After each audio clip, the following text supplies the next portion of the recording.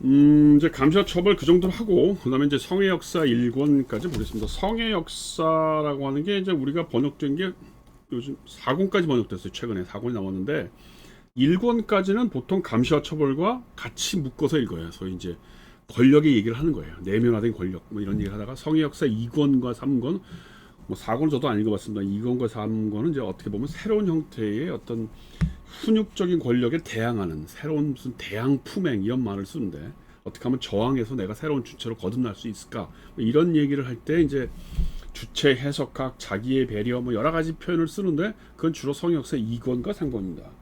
그래서 이제 성역사 1권까지는 감시와 처벌 강의할 때 같이 보는 게 좋습니다.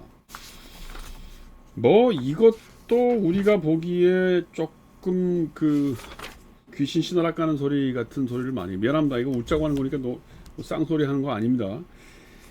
왜냐하면 이게 생각을 해보세요. 우리가 정치학, 사회과학 하는 사람이 여기 무슨 성의 역사 이러면 왜 갑자기 이런 얘기를 하나 싶은 거 아닙니까? 이게 사실은 이게 옛날에 이제 요즘은 뭐 후커가 워낙 유명했습니다. 한 30년 전에 이 성의 역사 1권이 그렇게 많이 팔렸대요. 그리고 그 중고 시장에 그러니까 헌책으로 가장 많이 나온 책이 또 성의 역사 1권이래요. 왜냐하면 고등학교 졸업하고 이제 입시 끝나는 그 학생들이 왜 그 대학 입학 시험 그 발표나기 전에 뭐 여러 가지 하다가 이제 재밌는 책 있나 싶어서 성의 역사 이러니까 뭔가 야한 소리인 줄 알고 그렇게 많이 사봤대요. 근데 읽어보면 뭔 소리인지 하나도 모르죠. 그리고 야한 소리 하나도 안 나오니까 아 이게 뭐야 그러고 아, 아깝다 그러고 바로 이제 그 헌책방에 가서 중고 책을 많이 팔아서 이 성의 역사 1권은 중고 책이 많다 뭐 그런 얘기가 있는데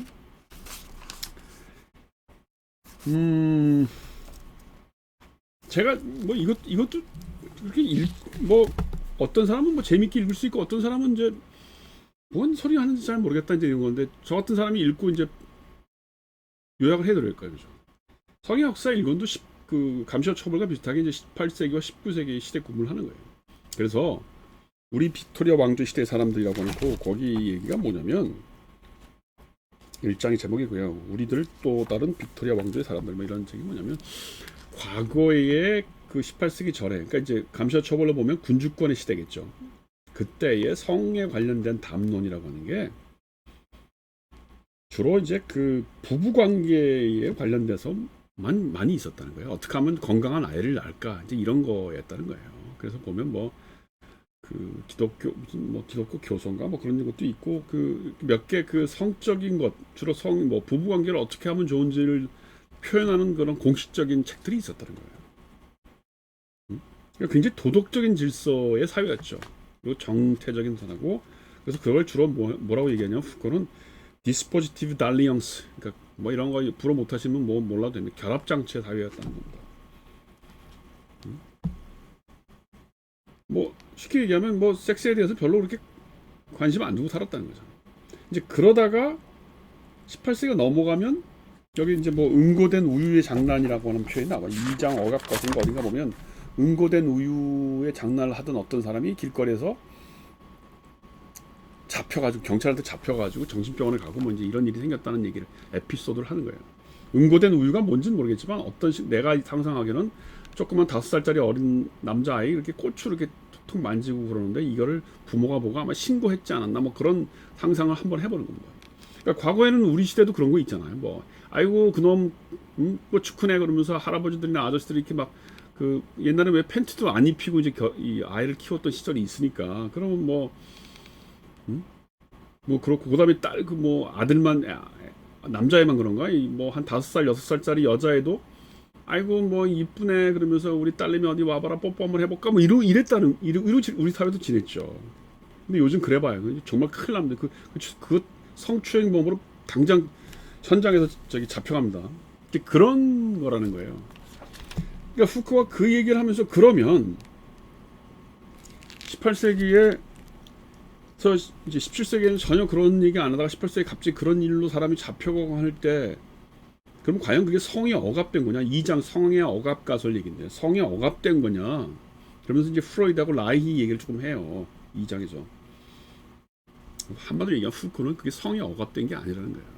사람들이 말을 못했다고 생각하는데 그게 아니고 오히려 다양한 주변적인 성들이 많이 나타나기 시작했다는 거예요. 이게 포인트예요. 그러니까 항상 후코가 보기엔 역사를 보는 눈이 뭐냐면 그 이면을 보는 거예요. 우리가 전혀 다른 방식으로 보는, 우리가 상식적으로 생각했던 역사 해석의 정반대되는 그걸 개보학이라고 한다고 이미 얘기를 했습니다. 그러니까 이런 거죠. 1930년대 18세기 말부터 1930년대까지 보통 프로이드나 라이의 역사 해석에 보면 뭔가 우리가 억압당인 게 있고 뭐가 많다고 그러지만 실제로 후코가 보기에는 굉장히 중요한 성적인 담론들이 많이 생겼다는 거예요. 언제에 비교해서? 18세기 비해서, 빅토리아 시대 때에 비교해서. 예를 들면 이겁니다.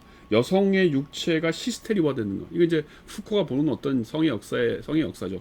여성의 육체에 대한 히스테리화. 왜 여자들이 자꾸 히스테리가 될까? 이거 약간 프로이드가 굉장히 그 관심을 가졌던 주제이죠. 그다음 둘째는 어린이 성의 교육과. 이거 중요한 거예요.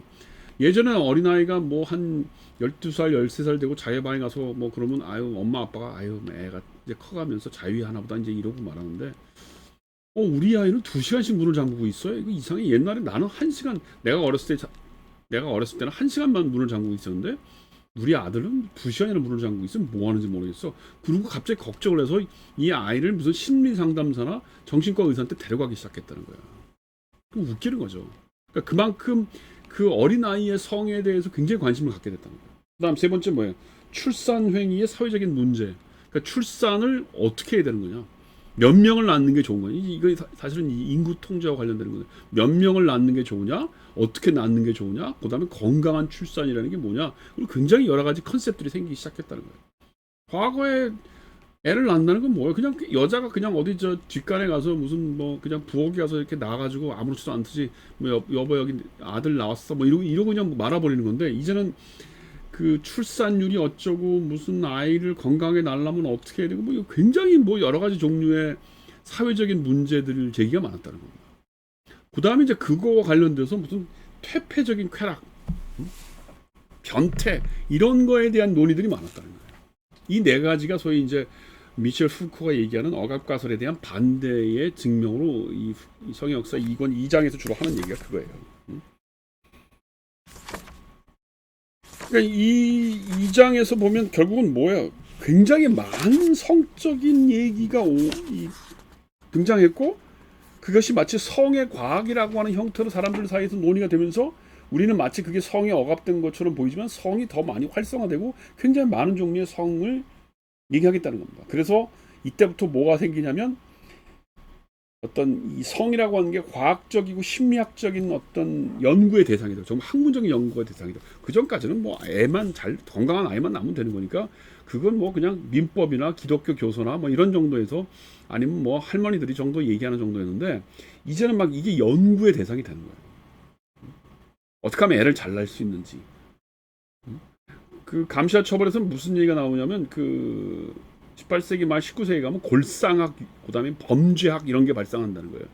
그러니까 사람을 보고 이 사람이 너도 범죄를 지을 것 같아. 그래서 머리 두상이나 얼굴 형태, 광대 피어 튀어나오고 이런 걸 보면 너는 범죄형이야. 그러니까 너는 범죄를 지을 가능성이 있어. 우리가 관찰해야 돼. 뭐 이런 식의 그런 걸 뭐라고 그래? 유전학, 범죄학, 뭐 범죄 유전학 이런 게 생겼다고 하는 것처럼 이 성과 관련돼서도 뭔가 건강한 아이, 그다음에 성적으로 도착이 있거나 변태가 되는 사람의 어떤 유형 이런 걸 막 연구해서 발표하고 그렇게 만든다는. 그래서 너는 약간 성적인 도착, 변태의 가능성이 있어. 그러면 이거 미리 잡아 가두고 이랬다는 거죠. 그러면서 어떻게 돼요? 종을 관리하는 거예요. 건강한 종. 이제 섹스라는 게 개인적인 수준이 아니고 사회적인 차원에서 문제가 되는 거예요. 건강한 인간을, 왜냐면 그게 만들어내는 거니까. 감시와 처벌에서 인간은 이미 태어난 사람에 대한 훈육적인 질서로 자본주의가 요구하는 인간을 만들어내는 문제였다면 이 성의 역사에서는 이 인간의 생명 탄생 자체가 그다음에 이 혈종, 그러니까 이 어떤 우월 그걸 뭐라고 그래요? 다른 종족보다 내가 더 낫다고 하는 걸 뭐라고 그러죠? 그걸 우생학 이런 게 나오기 시작하는 거예요. 그다음에 이제 인구를 관리하는 거죠. 인구가 몇 명이 적당하냐? 너무 많으면 안 되고 뭐 어쩌고저쩌고 뭐 이런 얘기들이 나타나기 시작했다는 거예요. 그래서 그게 이제 주로 이 책의 3장부터 이제 그런 게 나타나는 거예요. 그래서 너무 쾌락을 많이 추구하는 것도 사회적으로 안 좋고 그렇다고 또 너무 쾌락을 금기시하는 것도 문제고 뭐 이런 거에 대한 얘기가 나오기 시작했다는 거예요. 그 다음에 그것을 이제 더 나아가서 무슨 영혼의 지도와 연결시키고 뭐 그러면서 이제 뭐 심리학이 발전하고 뭐 우리가 알잖아. 이제 우리가 우리가 그런 데서 살고 있는 거죠. 그러면서 인간이 만들어졌다는 거죠. 그래서 이제 4장이 포인트입니다. 성적 욕망의 장치. 이게 욕망이라는 게 뭐예요? 내가 하고 싶은 대로 하는 게 섹스고 욕망 아닙니까? 근데 그게 아니라는 거예요. 이 사회가 욕망을 컨트롤하는 장치를 만들어냈다는 거예요. 이건 끊고 하겠습니다.